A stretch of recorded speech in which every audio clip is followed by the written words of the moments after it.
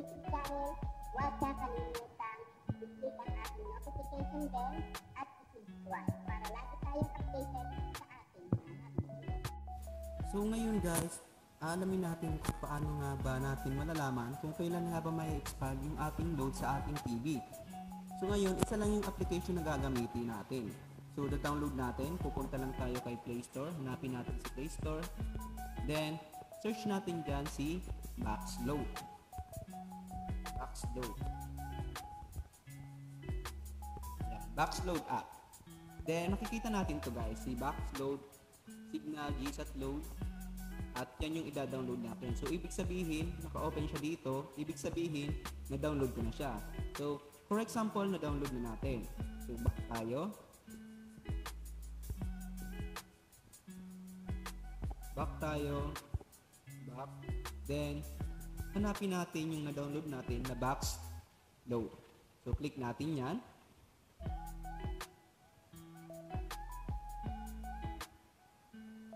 So, last time guys, sa video na na-upload ko is na-mention ko doon yung box number ng GSAT Pinoy ay yung code niya is SN. Pero pag sa Signal and Satellite is CCA guys. So, doon ay nagka-mali din ako sa pag-mention. So ngayon, aalamin natin nga ba lahat ng yon sa GSAT, Satellite, and Signal. Alamin natin kung paano natin malalaman kung kailan nga ba ma-expand yung ating load sa TV. So ganito lang guys. Kunyari, ito yung box number na yan, isa amin yan. I-phone book ko na siya. So, ang pagpo-phone book guys, or pag-save is dito sa plus box. Click mo lang yan. Then, siselect natin kung anong mayroon tayong provider. Signal, Pinoy, GSAT, and Satellite. So, yun lang guys ang siselect natin. Then, lalagyan natin ng name ng kahit ano.